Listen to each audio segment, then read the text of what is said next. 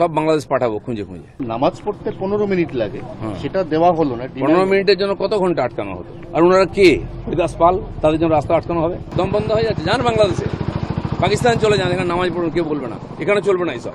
দাদা, সংখ্যালঘু নেতৃত্বের একটা বড় অংশ অভিযোগ করছে যে রাস্তা আটকানো হবে এই দোহাই দিয়ে রেড রোডে এবার ঈদের নামাজ পড়তে দেওয়া হলো না, অথচ মাননীয় প্রধানমন্ত্রী নরেন্দ্র মোদী 45 মিনিট আগামী রবিবার রেড রোডেই যোগা করবেন, তার জন্য 8টা রাস্তা বন্ধ। ওরা বলছে এটা দ্বিচারিতার রাজনীতি চলছে। প্রাইম মিনিস্টার এলে তো সব রাস্তাই বন্ধ হয়, খালি রেড রোড কেন?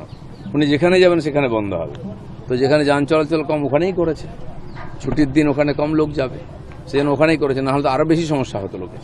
না, প্রশ্নটা ছিল যে নামাজ পড়তে 15 মিনিট লাগে, সেটা দেওয়া হলো না। 15 মিনিটের জন্য কত ঘন্টা আটকানো হতো? আর ওনারা কে? হরিদাস পাল, তাদের জন্য রাস্তা আটকানো হবে? প্রাইম মিনিস্টারের জন্য আটকাবে, চিফ মিনিস্টারের জন্য আটকাবে, এটা ঠিকই আছে।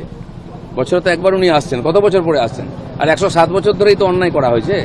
এক বছরে এমনি দম বন্ধ হয়ে যাচ্ছে। যান বাংলাদেশে, পাকিস্তান চলে যান, এখানে নামাজ পড়ুন, কেউ বলবে না, এখানে চলবে না এইসব। সরকার পাল্টে গেছে, লোক পাল্টে যায়, এগুলো বন্ধ করবো বলে, আর বন্ধ হবেই, জেনে রাখুন। দাদা, জাহাঙ্গীর খানের মতো লোকের জন্য সংখ্যালঘু মহিলারা রাস্তায় নেমেছে তাকে নিঃশর্ত মুক্তির দাবিতে। যে রাস্তায় নামবে, আন্দোলন করবে, সেও তার সঙ্গে ভেতরে যাবে, এটা যেন মনে রাখেন। যে চোরেদের সঙ্গে থাকবে, ডাকাতদের সঙ্গে হবে, তাদেরকে চোর ডাকাত হিসাবে ট্রিটমেন্ট করা হবে।